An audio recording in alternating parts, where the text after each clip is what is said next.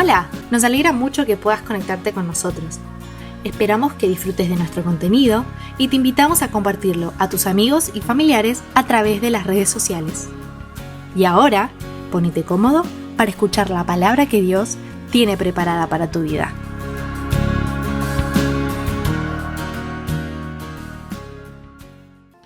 Vamos a meditar hoy en el libro del profeta Joel. Así que quiero invitarles a ustedes y a nuestros hermanos y hermanas en casa que si quieren seguir la lectura pueden hacerlo en la proyección o pueden tomar sus propias Biblias y seguir esta meditación. Joel capítulo 2. Vamos a estar leyendo desde el versículo 21. Tengo la convicción, profunda convicción, la certeza de que esta palabra es una palabra de gracia de nuestro Dios frente a nuestras circunstancias y las circunstancias de este tiempo en el mundo. Joel 2, 21 dice: tierra, no temas. Alégrate y gózate porque el Señor hará grandes cosas. Animales del campo, no temáis, porque los pastos del desierto reverdecerán, porque los árboles llevarán su fruto, la higuera y la vid darán sus frutos. Vosotros también, hijos de Sión, alegraos y gozaos en Jehová vuestro Dios, porque os ha dado la primera lluvia a su tiempo y hará descender sobre vosotros lluvia temprana y tardía como al principio. Las eras se llenarán de trigo y los lagares rebosarán de vino y aceite. Y os restituiré los años que comió la oruga, el saltón, el revoltón y la langosta, mi gran ejército que envié contra vosotros. Comeréis hasta saciaros y alabaréis el nombre de Jehová vuestro Dios, el cual hizo maravillas con vosotros, y nunca, jamás será mi pueblo avergonzado. Y conoceréis, año de profundidad, año de conocer en la palabra de Dios al Dios que adoramos, y conoceréis que en medio de Israel estoy yo, y que yo soy Jehová vuestro Dios, y no hay otro, y mi pueblo nunca, jamás será avergonzado.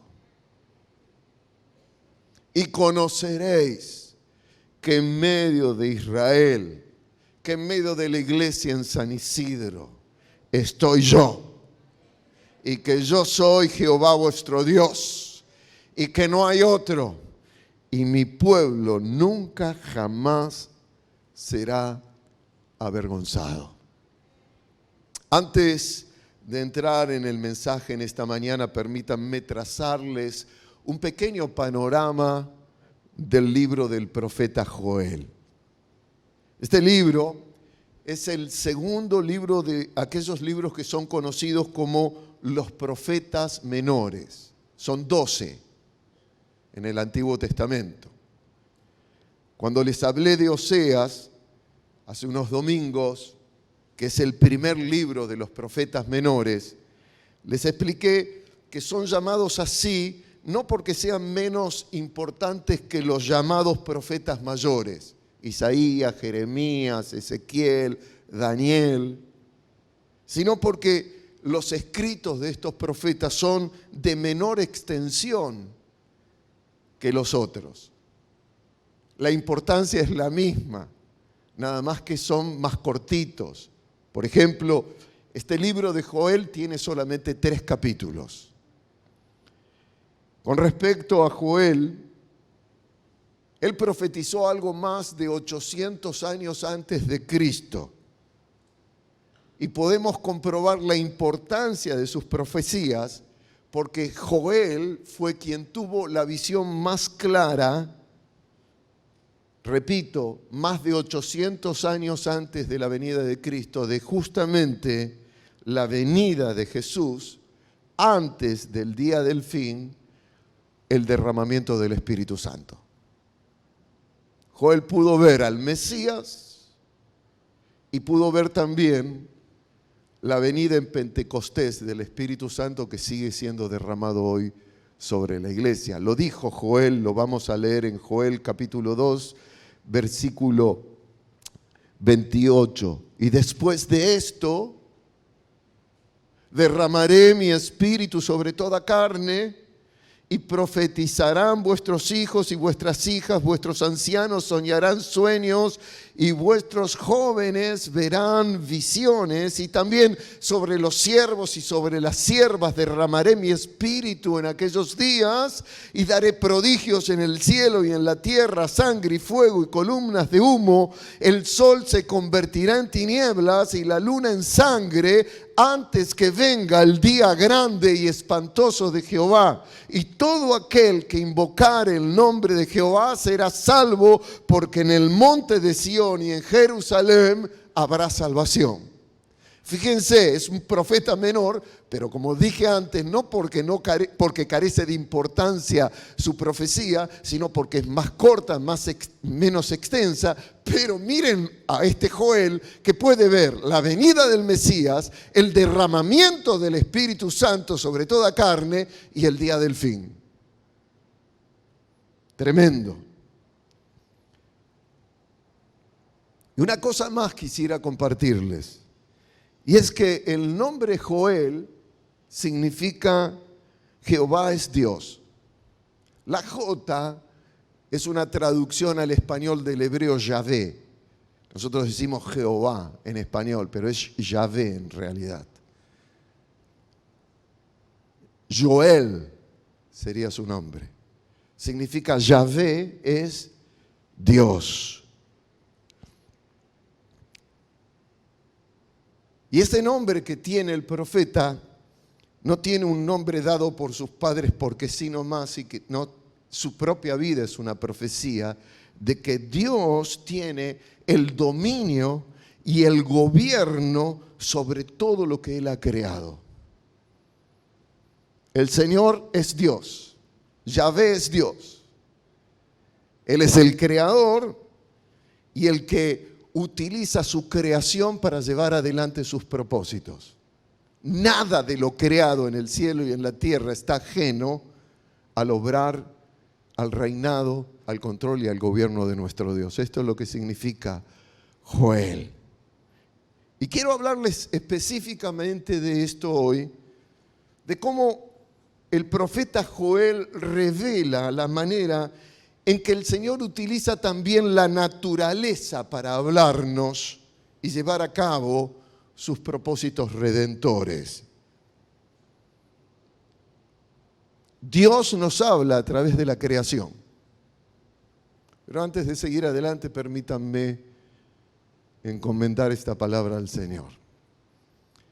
Para que hables tú, Señor, porque mi soplo, mi aliento es pasajero.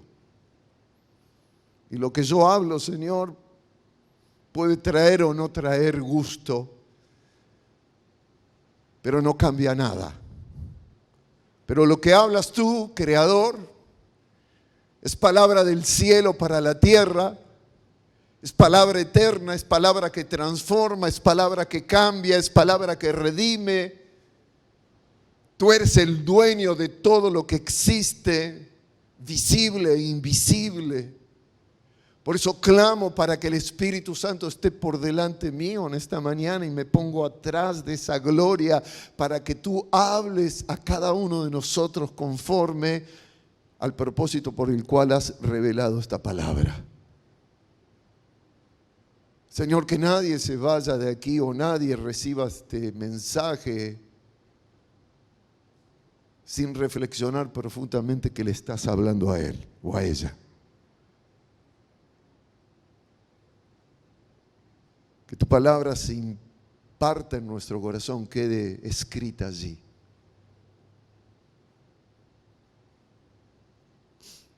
Y quita toda la distracción, Señor, de nuestros pensamientos y toda forma de perturbación espiritual del enemigo para que esta palabra no traiga fe a nuestra alma. Te lo suplico en el nombre de Jesús. Amén. El pasaje que acabamos de leer al comenzar y en el que vamos a meditar es lo que podríamos llamar un pasaje curioso. Y les quiero explicar por qué es curioso.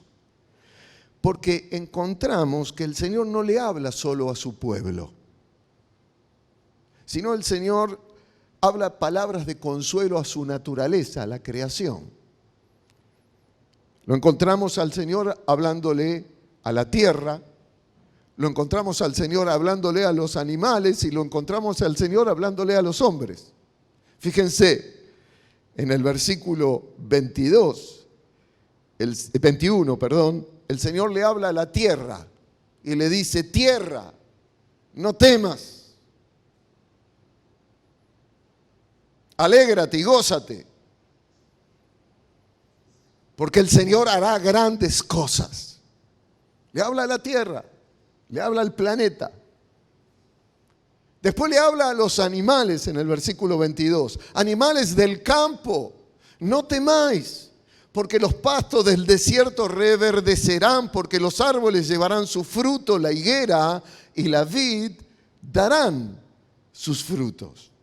Y luego de hablarle a la tierra y hablarle a los animales, luego de hablarle a la vegetación y hablarle a las bestias, le habla al ser humano, a los hombres. Versículo 23. Vosotros también, hijos de Sión, alegraos y gozaos en Jehová vuestro Dios, porque os ha dado la primera lluvia a su tiempo y hará descender sobre vosotros lluvia temprana y tardía como al principio. Quiero aclararles que Israel es una tierra semidesértica y para que se pudiera sembrar se necesitaba una primera lluvia, que es la lluvia temprana. Y para poder tener una buena cosecha se necesitaba lo que se llamaba la segunda lluvia, la lluvia tardía, que era más abundante que la primera, de tal manera que lo que había germinado producía mucho fruto. Y el Señor le dice esto, ¿no? Que hará descender sobre el pueblo lluvia temprana y tardía como al principio. Las eras se llenarán de trigo y los lagares rebosarán de vino y de aceite. Y os restituiré los años que comió la oruga, el saltón, el revoltón y la langosta, mi gran ejército que envié contra vosotros. ¿Qué nos revela esto? Esta palabra nos revela una situación previa a estas palabras de consuelo que Dios da. Una situación de gran conmoción, porque por toda la existencia pasaba una crisis tremenda. La existencia estaba atravesando una terrible crisis. Una crisis donde la tierra, los animales, el pueblo de Israel sufrían. Una crisis tan grande que toda la creación había sido impactada. Prácticamente, mis hermanos, todo lo que tenía vida fue afectado, empobrecido y, sin exagerar, quedó en completa ruina. ¿Qué es lo que había sucedido? 4 diferentes plagas de voraces insectos, una atrás de otra, habían azotado por varios años toda la tierra de Israel. En el capítulo 1 se nos describen estas plagas. En el versículo 2 dice: oíd esto, ancianos, y escuchad todos los moradores de la tierra. ¿Ha acontecido esto en vuestros días o en los días de vuestros padres? Es como que Dios está diciendo: ¿alguna vez escucharon? de una crisis tan grande. De esto contaréis a vuestros hijos y vuestros hijos a sus hijos y sus hijos a la otra generación. Lo que quedó de la oruga comió el saltón, y lo que quedó del saltón comió el revoltón, y la langosta comió lo que del revoltón había quedado. 4 plagas diferentes, distintas en distintos tiempos. Oruga, saltón, revoltón, langosta. Se habían comido todo. Habían devastado la vegetación. Primero invadió las cosechas la oruga. Luego al tiempo vino el saltón. Después del saltón atacó las cosechas el revoltón. E inmediatamente después llegó la última plaga, la de las langostas, que terminaron devorando lo poco que habían dejado las otras plagas. Una devastación total para un pueblo que fundamentalmente solamente se sostenía en la agricultura, porque el pueblo de Israel solamente vivía de la agricultura y de los animales, los pocos animales que tenían. Un largo periodo de tiempo de crisis, 4 distintas oleadas de plagas de insectos fueron comiendo cada una lo que la otra había dejado, hasta que se produjo un completo exterminio de la vegetación. Versículo 10 del capítulo 1. El campo está asolado, se enlutó la tierra, porque el trigo fue destruido, se secó el mosto, se perdió el aceite. Confundíos, labradores, gemid, viñeros, por el trigo y la cebada, porque se perdió la mies del campo. La vid está seca y pereció la higuera, el granado también, la palmera y el manzano, todos los árboles del campo se secaron, por lo cual se extinguió el gozo de los hijos de los hombres. Y no solamente el gozo de la gente se extinguió, los animales del campo sufrieron las consecuencias de esa crisis a tal punto que dice Joel que ni siquiera quedaron animales para ofrecer en sacrificio en el templo a Dios. Versículo 13. Ceñíos y lamentad, sacerdotes, gemid, ministros del altar, venid, dormid en silicio, ministros de mi Dios, porque quitada es de la casa de vuestro Dios la ofrenda y la libación. Todos los aspectos posibles que ustedes puedan imaginarse de la vida del pueblo de Israel fue afectado durante todo ese tiempo, una crisis tras otras. Y como si esto fuera poco, como dicen los vendedores del tren, después de la plaga, un tremendo, un voraz incendio quemó lo poco que quedaba. Ahí en el versículo 13 dice así: 19, a ti, oh Jehová, clamaré, porque fuego consumió los pastos del desierto y la llama abrazó todos los árboles del campo. Las bestias del campo bramarán también a ti, porque se secaron los arroyos de las aguas y fuego consumió las praderas del desierto. Crisis total. Economía destrozada, hundida. Hambruna para todos. Lamento generalizado. Angustia y temor en toda la creación. Todo daba a entender que no había futuro posible para Israel. ¿Están pensando en Argentina?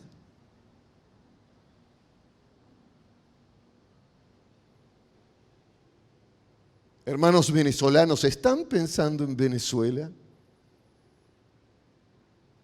¿Estamos pensando en lo que está pasando en la creación en el mundo? Yo les invito a ir a YouTube y poner plagas de langostas.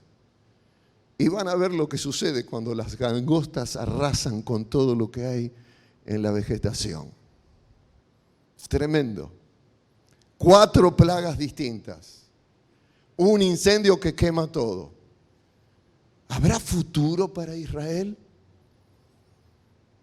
Todo daba a entender que ni para la tierra, ni para los animales, ni para los hombres había futuro. Todo estaba perdido. Ahora, me gustaría aclarar antes de seguir que todas esas oleadas de plagas vinieron con un orden de llegada. No vinieron todas juntas. Y es muy importante esto. Como vimos, primero vino la oruga, y la oruga comenzó a comerse las hojas. Pero el pueblo no tomó esto como una señal de que algo no estaba funcionando correctamente en su relación con el Creador, con el Señor. Siguieron, como se dice, haciendo la suya. Luego vino, por justamente ignorar esa señal de advertencia, el saltón, otro insecto devorador. Mas el pueblo siguió ignorando de que esta era una advertencia del Señor de que las cosas podían complicarse si seguían ajenos a su voluntad. Y así vino luego el revoltón y se comió todo lo que quedaba. El revoltón era mucho más difícil de combatir que los 2 insectos anteriores. Pero Israel hizo caso omiso a esa advertencia. Y finalmente vino la langosta. Y cuando la langosta arrasó con lo poco que quedaba, el pueblo comenzó a preguntarse qué estaba pasando. Sin embargo, nos muestra el texto bíblico que a pesar de todo eso, no cambiaron su actitud e ignoraron que eran señales de advertencia de que Israel estaba alejada de los caminos de Dios.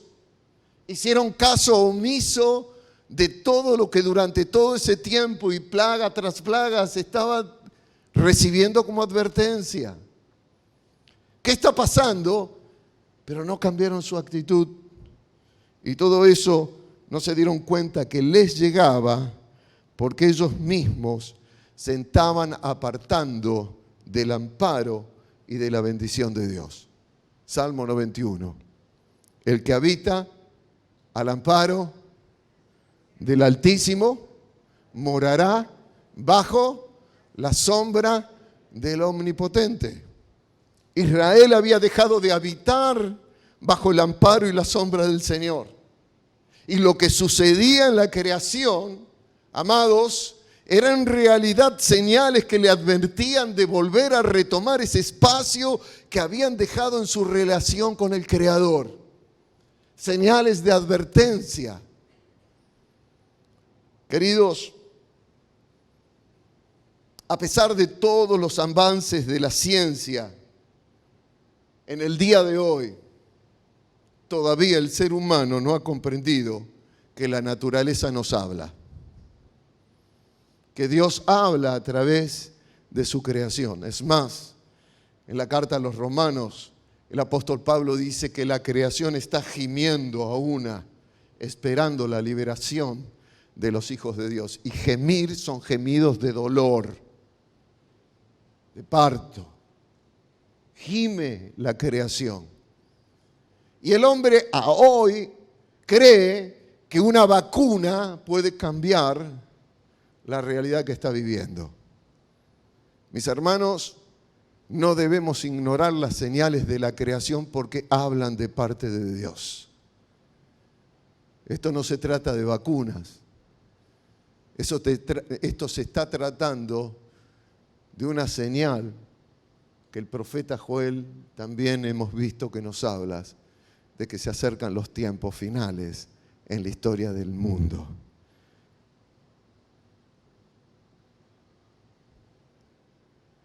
Yo no quiero acá presentarme como un profeta fundamentalista y fanático.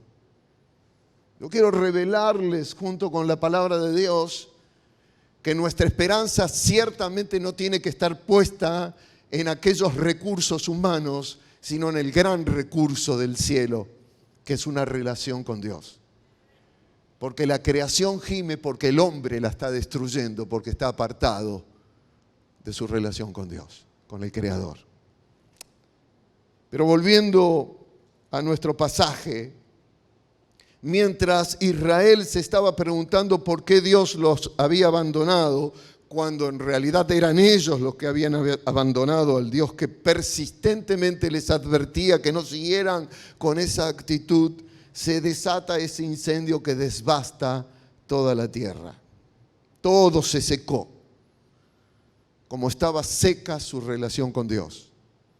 La naturaleza, la creación habla de esto. Continuaron sin cambiar a pesar de lo que estaban atravesando. ¿Saben cómo la Biblia define esta actitud? Dureza de corazón.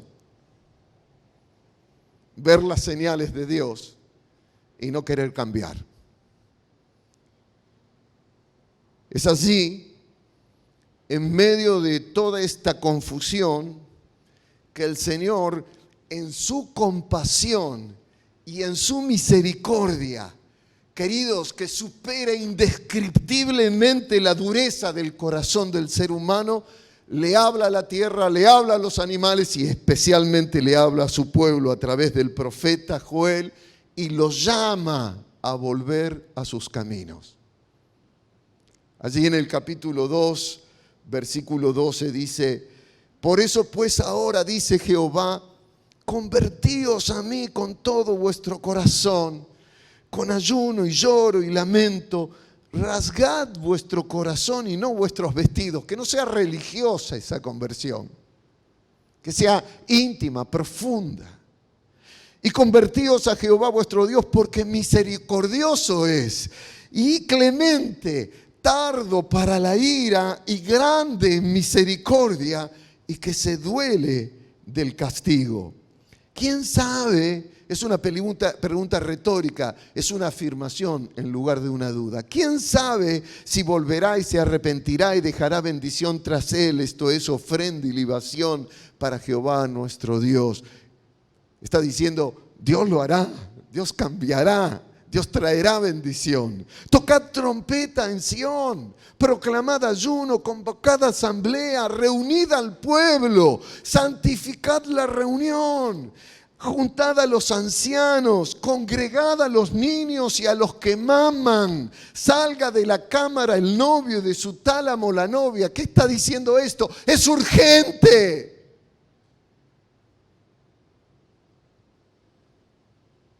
No tiene que ver con edades. Hasta los niños, hasta los que maman, hasta los recién casados deben dejar su lugar de boda, porque es urgente. Esta es la idea que quiere impresionar Joel al dar esta palabra. Es necesario hoy volver al Señor. Entre el altar, entre la entrada y el altar lloren los sacerdotes, ministros del Señor, y digan: perdona, oh Señor, a tu pueblo, y no entregues al oprobio tu heredad, para que las naciones se enseñoreen de ella. ¿Por qué han de decir entre los pueblos: ¿dónde está su Dios? Quiero que se queden con esta pregunta. Dios les dice: ¿por qué han de decir entre los pueblos: ¿dónde está su Dios? Al decirles esto, el Señor, escuchen con atención, porque no lo pensamos habitualmente esto, no lo entendemos. Al decirle esto, el Señor se está identificando como una parte más que está sufriendo también las consecuencias de esa crisis. No es solo la tierra, no son solo los animales, tampoco es solo el pueblo. El nombre del Señor está siendo afectado por lo que le sucedía. Y eso es lo que reclama el Señor, como diciéndole a Israel: yo estoy siendo cuestionado por causa de lo que a ustedes le están pasando. La crisis que vivían era consecuencia de haberse alejado de sus propósitos. Y eso mismo, amados, amadas, exponía el nombre del Señor delante de aquellos que no lo conocían. El nombre del Señor estaba expuesto por esa crisis que vivía el pueblo de Israel. Si el pueblo estaba sufriendo toda esa miseria, también el nombre del Señor sufría por esa causa. ¿Dónde está su Dios?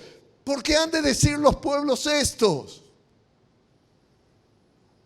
Esta realidad, como les dije recién, es algo que no muchas veces pensamos o tenemos en cuenta.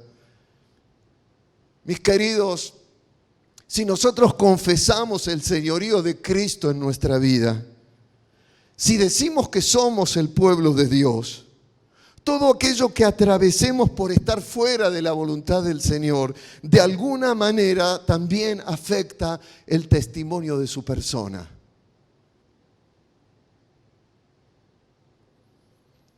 Y es a eso que se refiere la pregunta del Señor. ¿Por qué mi nombre tiene que ser cuestionado si ustedes pudieran estar viviendo de una manera próspera bajo mi bendición? Sufría la tierra, sufrían los animales, sufría la creación, sufría el pueblo, sufría el nombre del Señor. Es así entonces cuando el Señor, movido por esa compasión y esa misericordia que excede la dureza del corazón de los seres humanos, impresionantemente, indescriptiblemente, les da esta palabra que para mí es tremenda, es preciosa. Versículo 18 del capítulo 2. Y el Señor, solícito por su tierra, perdonará a su pueblo. Solícito. La versión de la Biblia de las Américas dice: entonces el Señor se llenará de celos por su pueblo y tendrá piedad de ellos. El que su pueblo estuviera pasando por esa condición y que las demás naciones cuestionaran y se burlaban del nombre del Señor, moviliza de tal manera el corazón de Dios al punto de que a pesar de esa dureza de corazón que tenía el pueblo de Israel, Él les hace saber que estaba solícito, es decir, que estaba ansiosamente esperando que ellos reaccionaran para entonces poder bendecirles y cambiar la situación que estaban viviendo. Estoy solícito. Tengo una gana tremenda de cambiar sus vidas.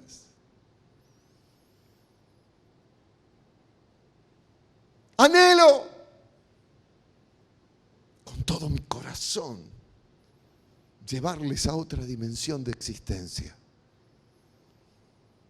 Releo, capítulo 2, versículo 18. Y Jehová, solícito por su tierra, perdonará a su pueblo. Responderá Jehová y dirá a su pueblo: he aquí, yo os envío pan, mosto y aceite, y seréis saciados de ellos. Y nunca más os pondré en oprobio entre las naciones. Y en el versículo 25 les dice: os restituiré los años que comió la oruga, el saltón, el revoltón, la langosta, mi gran ejército que envié contra vosotros. Comeréis hasta saciaros y alabaréis el nombre del Señor vuestro Dios, el cual hizo maravillas con vosotros, y nunca jamás será mi pueblo avergonzado.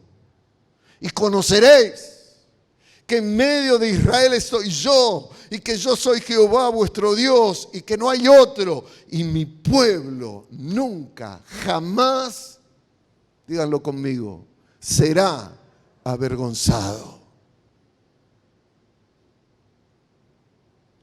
Sin dudar, el Señor a través del profeta Joel le hace saber a su pueblo que Él está más que dispuesto e interesado en restituirles todo lo que ellos habían perdido, pero que no dependía de Él, dependía de ellos. Dios le hace saber que profundamente Él quiere y desea de corazón restituirles en todo. Restituir. ¿Qué significa restituir? Esta idea de restituir es revertir a su estado original todo aquello que ha sido arruinado. Estoy solícito por revertir la crisis que están viviendo. Esta es una de las expresiones de la persona de Dios que más necesitamos conocer y profundizar acerca de su carácter, mis hermanos. No es simplemente una visión, año de profundidad. Es un llamado. Métanse en lo profundo, conózcanme, entiéndanme desde mi palabra revelada. Es lo que estamos haciendo en esta mañana. Entiendan mis propósitos, dice el Señor. Y una de las cosas que revela este pasaje, de que Dios es un Dios que está a la espera de que ordenemos nuestros caminos con los suyos para poder actuar restituyendo en nuestras vidas todo aquello que echamos a perder o que pudimos perder. ¿Me entienden? Dios está esperando que ordenemos nuestros caminos con los suyos para que Él pueda revertir, restaurar, restituir y devolver aquello que nosotros creemos perdido. Yo hubiera dicho amén, gloria a Dios, qué sé yo. Restituir es devolver una cosa que se le perdió a alguien que antes tenía. Y que en este texto el Señor le diga a su pueblo que Él está solícito por hacerlo. Quiere decir que les está hablando de lo prontamente dispuesto que está en procurar cambiarles esa situación de vida, como diciéndoles, estoy esperando que me den la oportunidad de revertir todo aquello por lo que están atravesando. Quiero restituirles todo lo que perdieron. Anhelo devolverles lo que arruinaron. No lo den por perdido. Yo tengo guardado en mis graneros del cielo lo que ustedes ven vacíos en sus graneros existenciales. La cosecha que se tragaron las orugas, los saltones, los revoltones y las langostas, lo que se devoró el fuego eran para Israel cosas que estaban totalmente perdidas. Les parecían irrecuperables, pero el Señor les hace saber que para Él nada no es recuperable. ¡Aleluya!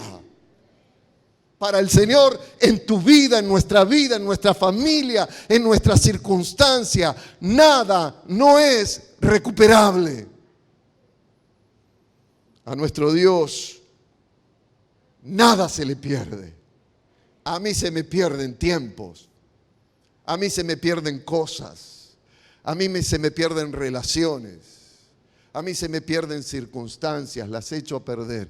Pero Dios tiene en sus graneros guardado todo aquello que yo creo como perdido. Aleluya. Aleluya. A nuestro Dios nada se le pierde. Y Él tiene la capacidad de revertir cualquier situación y producir una recuperación total de todo aquello que nosotros consideramos ya arruinado. Esto es lo que nos dice la Biblia. Dios tiene guardado en sus graneros del cielo todo aquello que estemos viendo vacío en nuestros graneros existenciales. Dios es el Dios que restaura. Dios es el Dios que restituye. Para Él, mi hermano, mi hermana, escúchalo bien, por favor, porque está confirmado por esta palabra. Para Él nada está perdido en tu vida de todo aquello que pudiste haber perdido. Eclesiastés capítulo 3, versículo 14 y 15. Sé que todo lo que Dios hace es perpetuo. Nada hay que añadir ni nada que quitar. Dios lo hace para que los hombres teman delante de Él. Lo que antes fue, ya es. Y lo que ha de ser, fue ya. Y Dios restaura lo pasado. Dilo conmigo, por favor. Dios restaura lo pasado. Allí en tu hogar, dilo conmigo, por favor. Dios restaura lo pasado. ¿Qué quiere decir esto? Quiere decir justamente que el Señor no declara perdido nada de lo que nosotros antes hayamos perdido. Sí, Mariano, ministra al Señor, por favor. Porque quiero que este final de este mensaje llegue en adoración al Señor. El Señor no declara perdido nada de lo que nosotros antes hayamos perdido. Porque Dios tiene la capacidad de recuperar lo pasado. No hay tiempos para Dios. Es el creador del tiempo. Es decir, el Señor tiene la capacidad de recuperar plenamente las oportunidades que nosotros hayamos desperdiciado. ¿Escuchaste lo que te dije? Te dije que el Señor tiene la capacidad de recuperar todo aquello que como oportunidad de vida y bendición hayas desperdiciado. Aleluya. Esto es lo que significa lo que antes fue, ya es. Y Dios restaura, revierte, restituye lo pasado. Ahora es necesario entender, mis amados, que esto no tiene que ver con las cosas simplemente, sino que tiene que ver con nuestro corazón, con nuestra personalidad, con nuestro carácter, con nuestra forma de relacionarnos, con nuestras vivencias, con nuestra manera de pensar, con nuestra manera de actuar, con nuestra manera de reaccionar. Y sobre todo, con la capacidad de aprovechar y disfrutar nuestra comunión con Él. Dios lo restaura. La mejor experiencia que tuviste con el Señor y que crees perdida. El tiempo de mayor gozo en tu fe, en tu disfrutar su amor y su presencia. Vuelve a tu vida, Él lo revierte, Él lo restaura.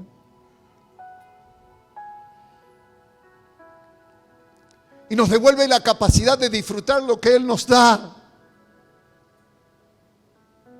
Y nos devuelve la capacidad, sobre todo, de encararnos a los propósitos que Él tiene para nuestra vida.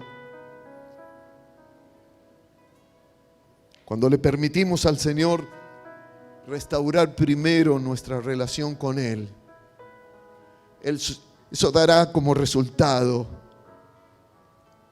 la posibilidad también de que una vez que Él restaure nuestro propio corazón, que Él cambie primero adentro nuestro, nosotros tengamos la capacidad también de cambiar nuestro destino de vida. Dios no cambia circunstancias, Dios cambia corazones, Dios cambia manera de pensar, Dios cambia maneras de sentir, de relacionarse, Dios cambia emociones internas y entonces nos devuelve la capacidad a nosotros de cambiar nuestro destino. ¿Me entienden? Dios no cambia circunstancias, cambia personas. Y en esas personas cambia sus circunstancias.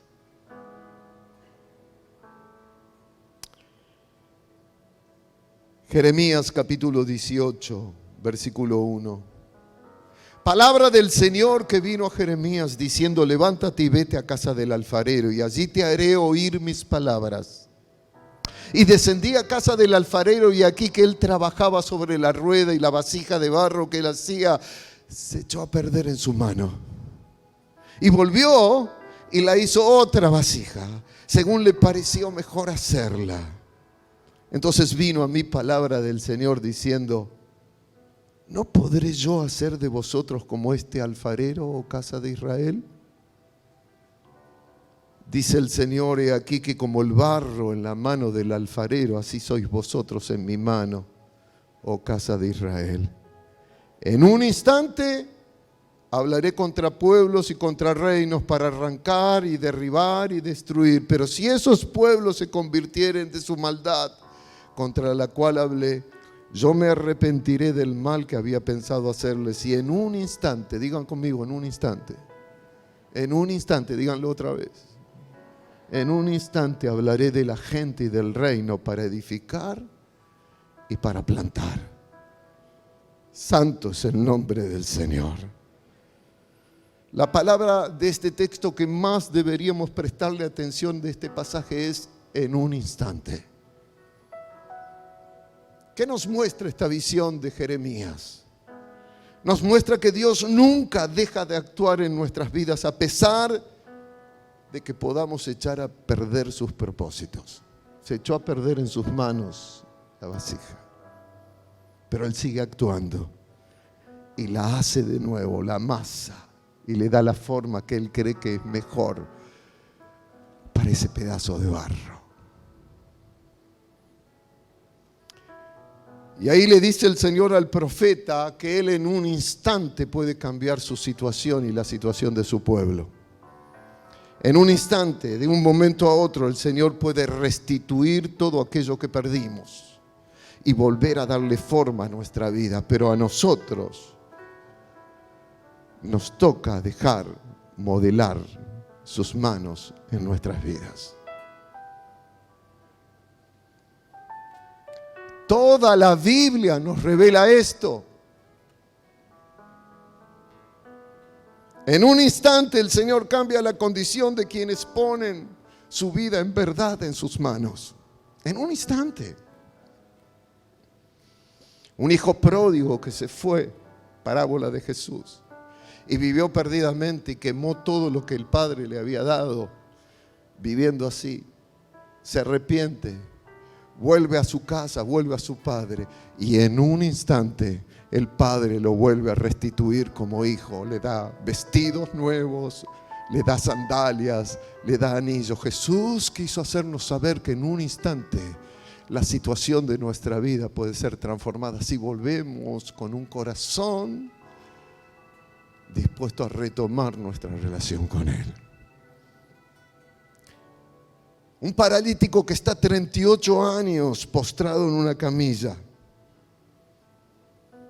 ¿Acaso cuando encontró la misericordia de Jesús no le fueron restituidos al instante todos esos 38 años de padecimiento y de miseria? En un instante, digan conmigo, en un instante. El general leproso Naamán,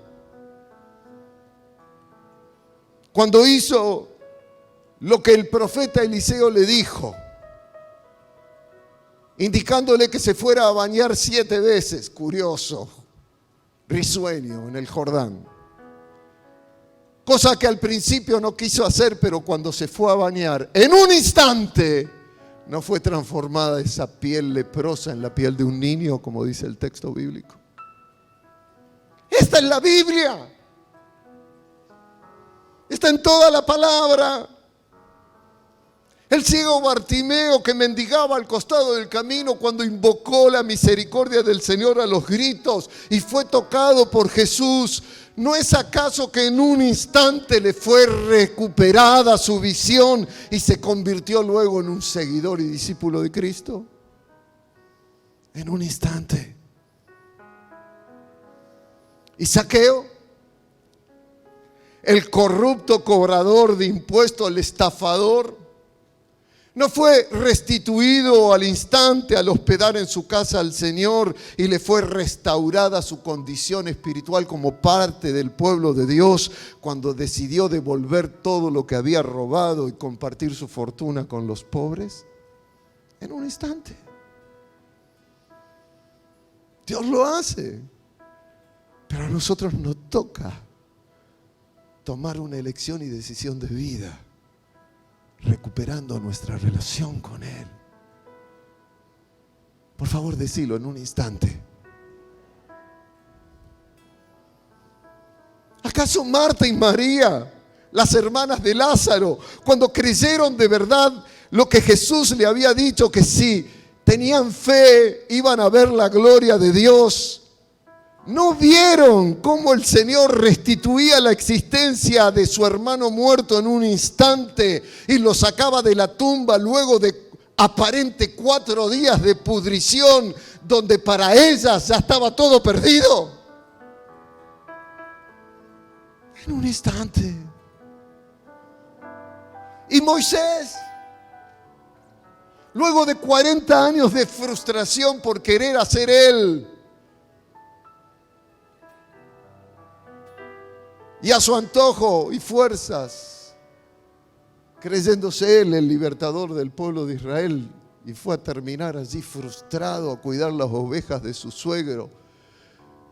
¿No fue en un instante cuando el Señor lo envió de nuevo a Israel a liberar a su pueblo a Egipto, transformado en un líder, en un legislador y en un hombre que después vivió 40 años viendo las maravillas de Dios al lado suyo? ¿Sí o no? ¿No es esta la Biblia? En un instante, Gedeón, desvivido por cuidar que no le lleven sus enemigos lo poco que tenía, cuando le creyó a Dios, ¿no fue transformado en un varón esforzado y valiente? Y se transformó en el juez que liberó a su pueblo de los enemigos que antes temía, en un instante. Y David,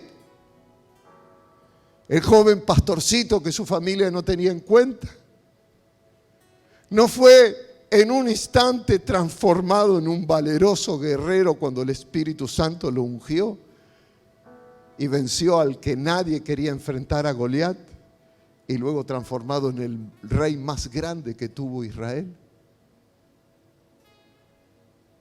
Dios en sus graneros del cielo tiene guardado todo aquello que en nuestros graneros existenciales creemos que se había perdido. En las manos de Dios, todo aquello que puede ser irreversible para nosotros se revierte siempre. Y si este es un año de profundidad para conocer al Señor, yo hoy, en el nombre del Señor, les traigo esta revelación de Él. El Señor es Salvador porque Él es el gran revertidor.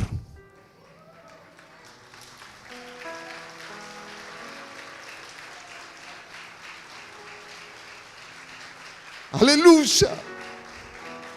Una cosa más. Y luego participamos de los símbolos de la mesa.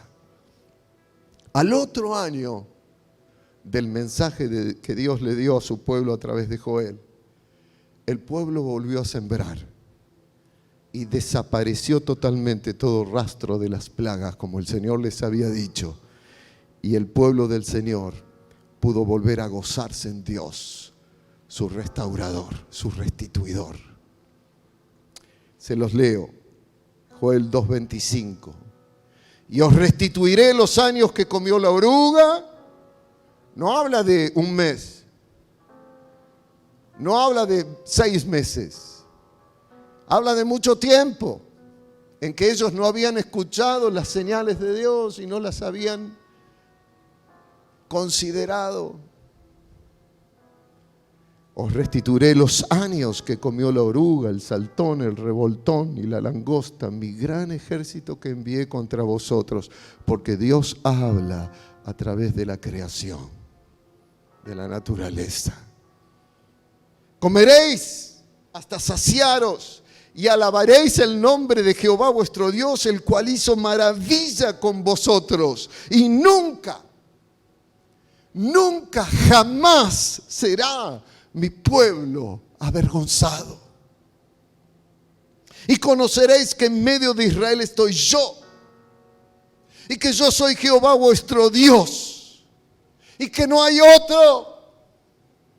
Y mi pueblo nunca, jamás será avergonzado. ¿Cuántas veces aparece esta idea?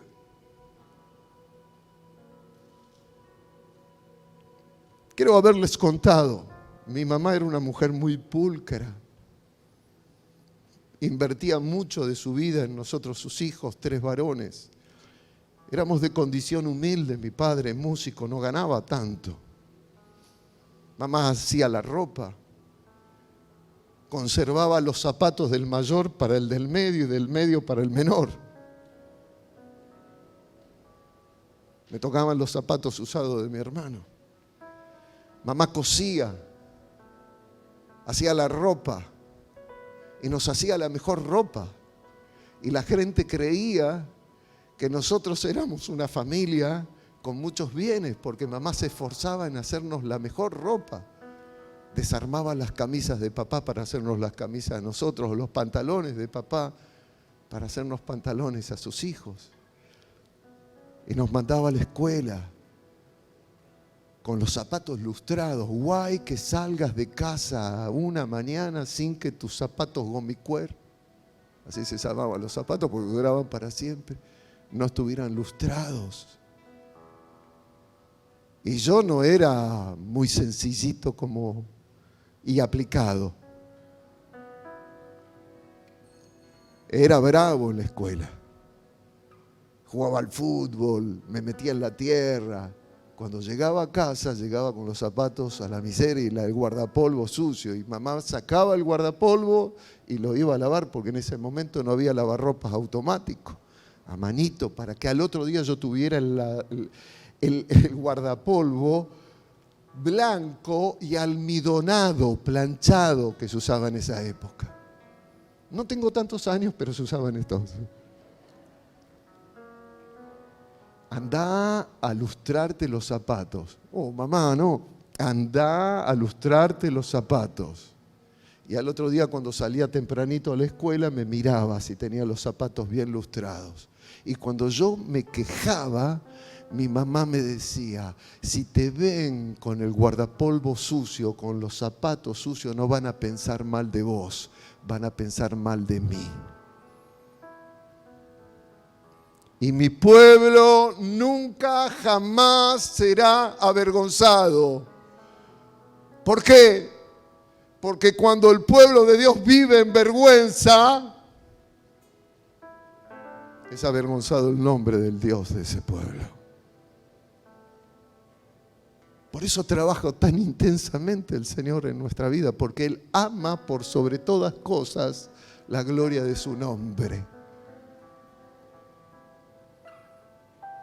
Por esta palabra quiero asegurarles que Dios no quiere nuestra vergüenza, porque nuestra vergüenza le avergüenza a Él. El Señor quiere que pases el resto de tu vida en bendición, bendición interna que te ayude a prosperar externamente. El Señor no quiere que pases el resto de tu vida en fracaso, en culpa. Hay tanta gente que vive con culpas, con baja autoestima por sus errores, por sus malas decisiones, por sus malas elecciones, y vive atrapada en ese pasado y da como perdido ese pasado. Y el Señor se mueve en misericordia, en compasión, y le dice: yo tengo guardado lo que vos perdiste. Estoy solícito en esperar que me des la oportunidad de restituirlo en tu vida. Sea lo que sea, Él tiene la capacidad de revertir todas las situaciones que nosotros creemos ya perdidas. Dios nos dice hoy: a todos nosotros como iglesia de Cristo. Y en una Argentina que vive de crisis y de crisis, de plagas en plagas, en donde poco a poco se va devorando todas las cosas. Iglesia mía, quiero empezar con ustedes. Estoy solícito por cambiar la situación de sus vidas, de sus matrimonios, de sus familias, de sus hogares. Estoy solícito que me permitan cambiarle su manera de pensar, de sentir, de disfrutar la vida. Estoy ansioso por hacerlo en tu vida, pero quiero que me des la oportunidad, que retomes tu relación conmigo, que me conozcas así, como un Dios revertidor, como un Dios que restituye, que restaura. Ese es el mensaje de la cruz. No hay cruz que tenga significado en nuestra vida si no vemos en esa cruz a un Dios que nos ama y nos está diciendo: este es el precio que pagué por ti. Y te muestra que estoy dispuesto a entrar en tu vida para cambiar todas las situaciones de tu vida. ¿No es acaso la resurrección de Cristo ese un instante de Dios sobre aquello que se creía ya perdido? Dios no es un Dios de restitución, porque Dios es Dios de resurrección. Y no sé cuánto tiempo pueda pasar cuando este cuerpo deje la tierra, pero yo sí sé que con mis ojos veré a mi Redentor, al que vive, y mi carne le alabará. Quiero orar para que el Señor traiga esta restitución a tu vida. Pero es necesario que retomes todo aquello que te pida el Señor, que retomes de tu relación con Él primero. Amén. Oremos. Padre, en esta mañana creo que nos has hablado, porque hablas de tantas maneras, Señor, hablas tan formidablemente, hablas en la creación, hablan con las cosas que pasan, que suceden, hablas a través de las crisis, hablas a través de los dolores, hablas a través de las pérdidas. Y en todo lo que hablas, nos dices en esta mañana: estoy solícito por revertir lo que está pasando en tu vida. Anhelo que me des la oportunidad de hacer nuevas todas las cosas.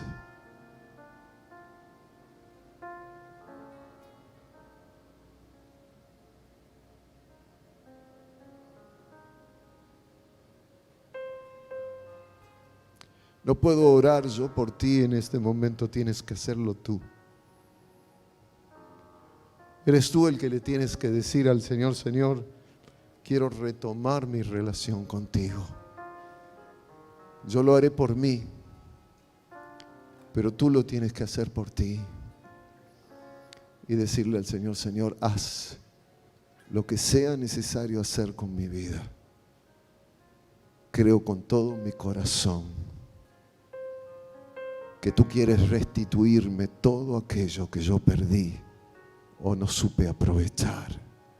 Cada oportunidad de mi vida que desperdicié, en esta mañana creo que voy a tener la oportunidad de recuperarla. Ora allí en tu situación.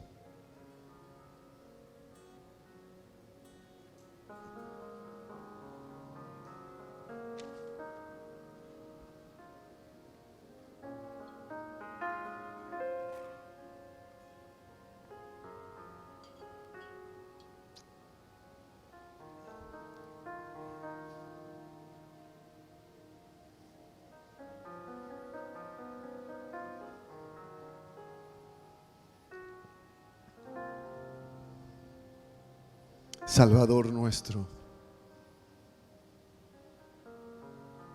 Dios de toda restitución, Dios que restaura, Dios que revierte, Dios que devuelve lo que parecía perdido. Te suplico en esta mañana que confirmes esta palabra en el corazón de tu pueblo. Y que en este momento sean rotas todas las ataduras diabólicas de mentira, de acusación, de culpa, de sentimientos de frustración o fracaso. Que en el nombre de Jesús el Hijo y por su cruz, Señor, como lo dice tu palabra, toda acta que nos era contraria quede clavada en su cruz. Que este tiempo venga a ser para tu iglesia un tiempo notable. Que en medio de esta crisis que vive nuestro país y nuestro mundo se levante una iglesia gloriosa, que emerja un pueblo en tu bendición, que se levante el testimonio de tu iglesia, Señor, de una manera como nunca antes fue manifestado. Y no solamente pedimos por nuestra congregación, pedimos por toda tu iglesia, Señor, en el mundo, para que el mundo pueda ver tu gloria, para que se cumpla la palabra que dice que así como las aguas cubren el mar, toda la tierra será llena de la gloria del Señor. Un pueblo restituido en dignidad de vida, no un pueblo avergonzado. Gracias, Señor, porque tú llevaste nuestras vergüenzas en esa cruz. Gracias, Señor, porque tú nos das dignidad, porque tu amor nos dignifica. Señor, todo lo presentado por tu pueblo en esta mañana, reviértelo en el nombre de Jesús. Amén y amén. Amén. Digan conmigo en un instante. Díganlo en un instante. Hiciste tu oración en un instante. Qué lástima que no tenemos que estar separados así, ¿no? Porque si no les diría, decile a tu hermano en un instante. Confirmá su oración en un instante. Con barbijos en un instante. En un instante el Señor puede cambiar toda esta situación de pandemia y revertirla para que el hombre acerque su corazón a Dios. Amén. Vamos a participar de la mesa del Señor, por favor, ministerio de servicio. Ministerio de adoración.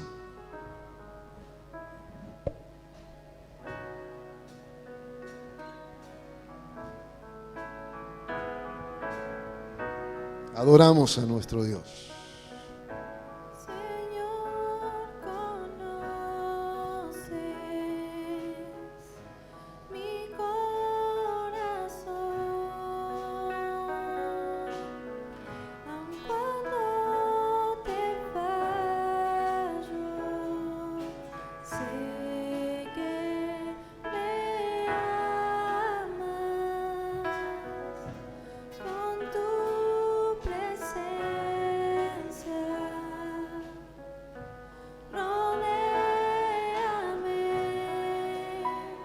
Adoremos. En todo tiempo sé que me amas, sé que me amas. Hoy me postro ante Jesús, diste tu sangre en la cruz, no hay otro amor igual. Aleluya. Él murió y resucitó.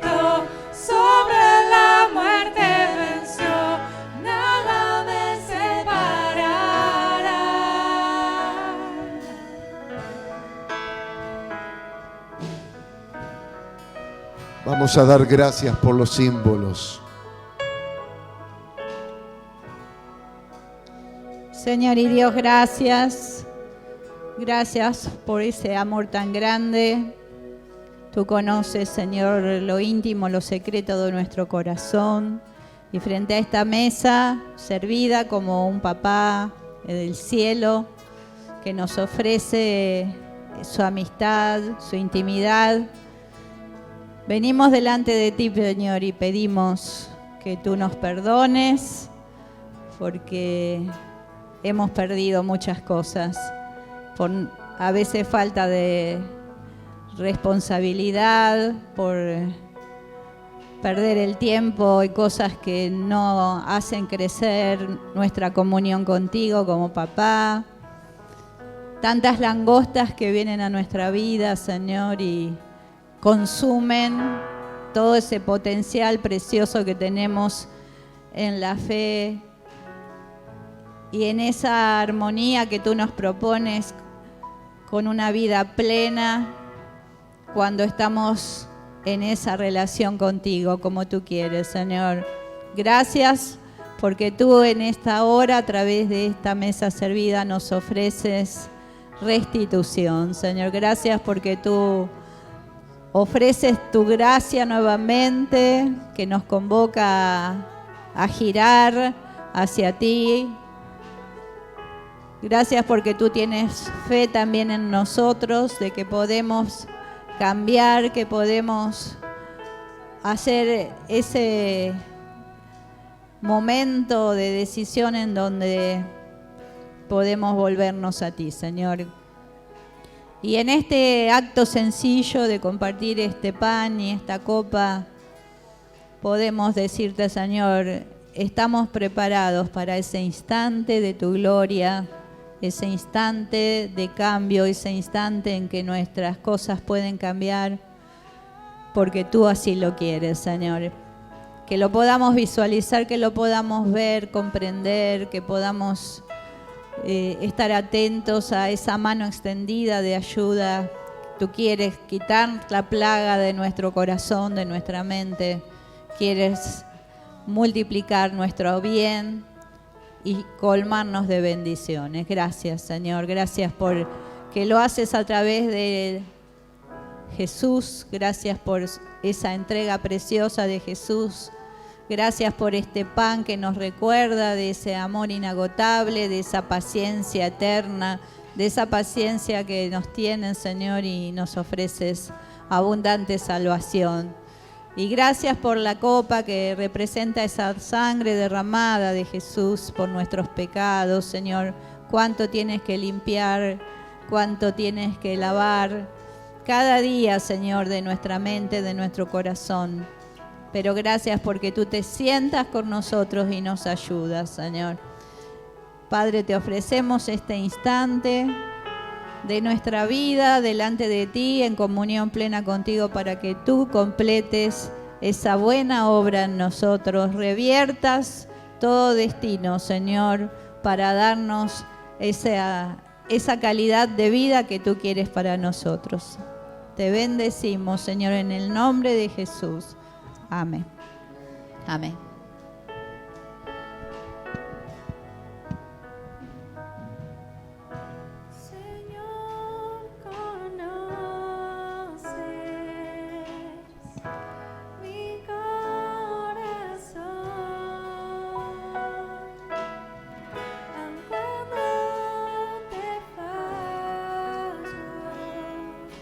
Sé que me amas.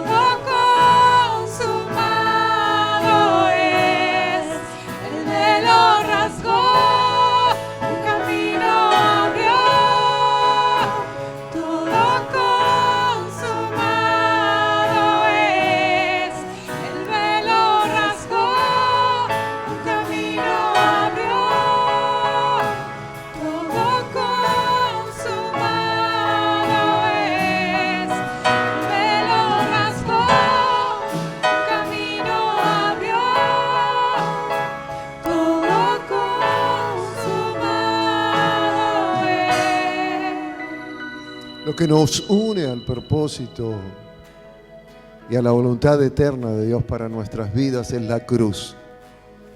La mesa del Señor nos acerca a recordar lo que Dios pagó por nosotros para que tengamos esta oportunidad.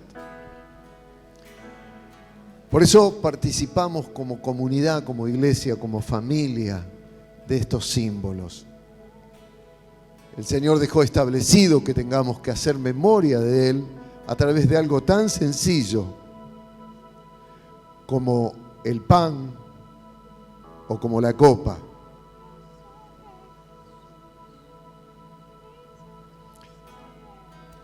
En esa mañana vamos a participar de los símbolos haciendo memoria del Señor.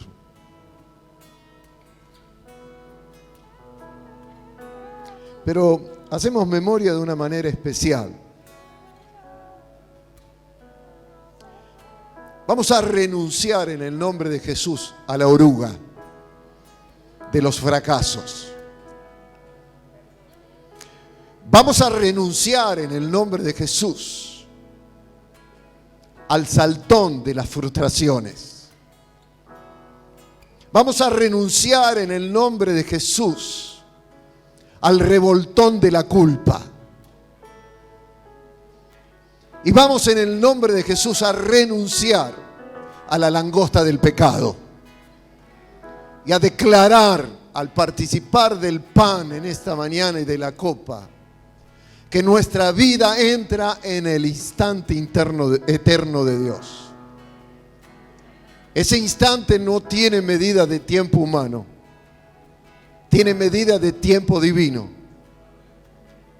No sé si hoy, no sé si esta tarde, no sé si esta noche, no sé si mañana, no sé si el mes que viene o el año que viene. Sí sé que si yo hoy declaro roto el efecto de la plaga en mi vida, entro en el instante de Dios, en la eternidad de Dios. Y toda mi vida es transformada y cambiada internamente para que yo tenga la capacidad de cambiar las circunstancias también.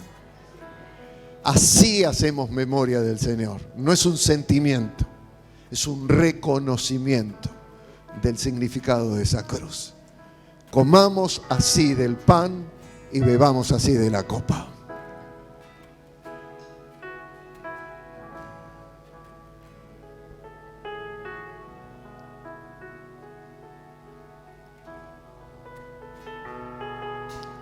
No es porque tenga más esta copa, tiene la misma cantidad. Pero los hermanos que la ofrendaron querían que cada momento que participemos de la mesa, brindemos. Y brindo, mi hermano, brindo por la prosperidad de tu vida. Brindo por la prosperidad de tu hogar, de tu familia. Brindo por tu prosperidad económica. Brindo por la prosperidad de la salud. Brindo por la prosperidad de tus pensamientos, de tu alma. Sí, digo como dice Joel, que nuestra alma rebosará como rebosa la bendición de nuestro Dios en la abundancia del cielo, pero ahora en nuestra vida. Brindo por ustedes, brindo por la venida del Señor, brindo porque no tenemos miedo, brindo porque Él viene a buscarnos, brindo por el amor de Jesucristo en nuestras vidas. Participemos de la copa, mis hermanos.